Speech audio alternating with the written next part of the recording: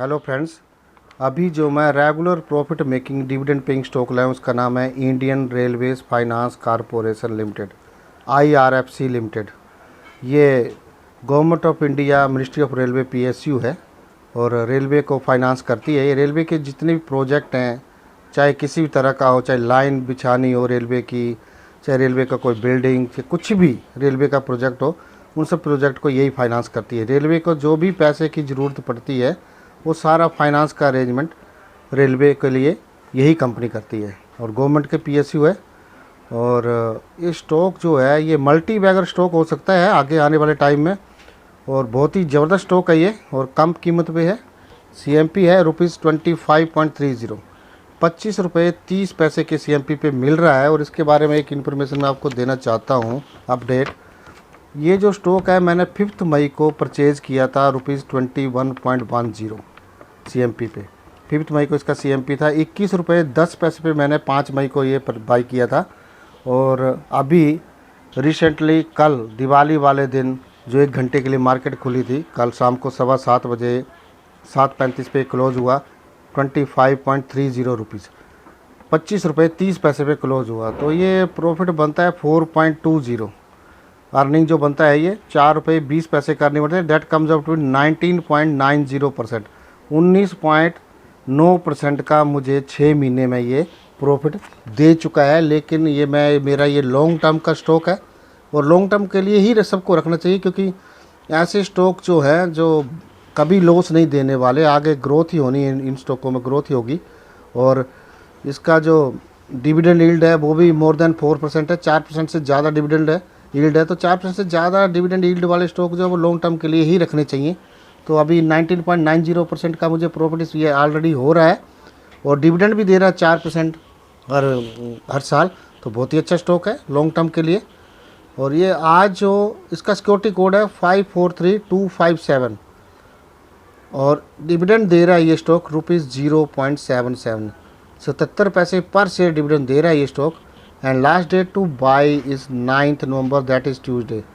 9 नवंबर मंगलवार तक अगर आप इसको बाई करते हैं तो आप 77 पैसे पर शेयर डिविडेंड के लिए एलिजिबल हो जाएंगे। एंड एक्स डेट है 10 नवंबर, 10 नवंबर इसकी एक्स डेट है। रिकॉर्ड डेट है 11 नवंबर, 11 नवंबर इसका रिकॉर्ड डेट है। डिविडेंड पेमेंट डेट है 1 दिसंबर। 1 दिसंबर तक आप सबके अकाउंट में डिविडेंड की पेमेंट भी आ जाएगी या उससे पहले भी आ सकती है, 77 पैसे पर शेयर के हिसाब से। EPS जो दिया है इसने लास्ट ट्रेलिंग 12 मंथ्स में अपने इन्वेस्टर को वो है ₹4.23, 4 रुपये 23 पैसे पर शेयर अर्निंग दी हुई है इस कंपनी ने अपने इन्वेस्टर को पिछले 12 महीनों में। मार्केट कैपिटल है इसका ₹33,063.32 करोड़, 33,063 करोड़ 32 लाख का इसका मार्केट कैपिटल है। और मार्केट कैपिटल रैंक के हिसाब से इस रैंक 2 कंपनी है मार्केट कैपिटल के हिसाब से। इससे ऊपर एक ही NBFC है, ये NBFC है जो जिसका रैंक 1 है, नॉन बैंकिंग फाइनेंस कॉर्पोरेशन, इससे ऊपर है। और ये रैंक 2 है, इससे ऊपर एक ही स्टॉक है जिसका मार्केट कैपिटल इससे ज़्यादा है इसके सेक्टर में, फाइनेंस सेक्टर में। डिविडेंड यील्ड मैं आपको बता चुका हूँ 4.15% है, बहुत ही बढ़िया डिविडेंड यील्ड है।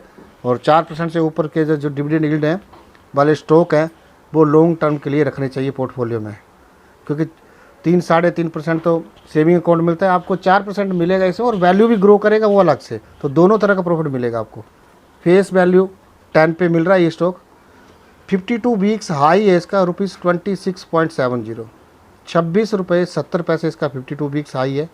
एंड 52 वीक्स लो है इसका ₹20.80, 20 रुपये 80 पैसे इसका 52 वीक लो है। यानी कि कंसिस्टेंटली ये 20 और 26 के बीच में रहा है। तो बहुत ही बढ़िया स्टॉक है, ज़्यादा नीचे जाने वाला नहीं है, ऊपर ही जाएगा ये। रिटर्न जो दिए इसने, अभी इसी साल ये इसका IPO आया था, तो अभी जो इसका रिटर्न्स है वो 1 महीने का है 6.08%, 3 मंथ्स का है 7.2%। ये इसके रिटर्न्स हैं। 1 महीने में 6.08% है इसके रिटर्न्स और 3 महीने में 7.2% है। और इसी साल इसका IPO आया था। और इंडस्ट्री बिजनेस मॉडल जो कि मैं डिटेल में आपको बता ही चुका हूँ, PSU है ये, गवर्नमेंट की कंपनी है ये और रेलवे को फाइनेंस सर्विसेज देती है, ये रेलवे को फाइनेंस करती है। तो जो कंपनी रेलवे को फाइनेंस करती हैं तो इसमें एनपीए होने के चांसेस नहीं है। जैसे प्राइवेट बैंक्स वगैरह हैं लोन देते हैं, उसमें एनपीए बहुत ज़्यादा होते हैं। NPA means non paying assets.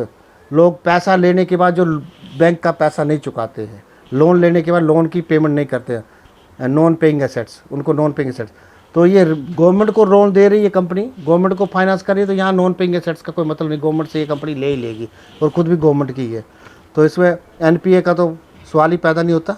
Head office Delhi, chairman and managing director इसके Amitabh Banerjee. Products and services, leasing, lending and borrowing, financial services for railways. Railways के लिए हर तरह की ये फाइनेंशियल सर्विसेज देती है, लीजिंग, लीज किराए, लैंडिंग के लिए, लीजिंग के लिए एंड बारोइंग के लिए, हर चीज़ के लिए यही फाइनेंस करती है। रेलवे अगर कोई प्रॉपर्टी लीज पे ले रही है तो उसके लिए फाइनेंस भी यही अरेंज करेगी। हर चीज़ के लिए यही, उधार पे देना, बारोइंग, हर चीज़ का फाइनेंशियल सर्विसेज रेलवे के लिए यही फंड अरेंज करती है कंपनी। तो बहुत बढ़िया स्टॉक है और अभी कम प्राइस पे है और ये बहुत ऊपर जाएगा स्टॉक। तो मेरा जो पर्सनल ओपिनियन है, आप इसमें बाई करके चलिए, आपको एक्सीलेंट रिटर्न्स मिल सकते हैं इन फ्यूचर इसमें। और फिर भी आप अपने फाइनेंशियल एडवाइजर से कंसल्ट करके ही इसमें इन्वेस्ट करें। और अगर आपको मेरा वीडियो अच्छा लगा तो please like, share and subscribe and press the bell icon to get the notification about coming video. घंटी जरूर दबाएं ताकि आपको इसी तरह से regular profit making, dividend paying stocks के बारे में सूचना मिलती रहे।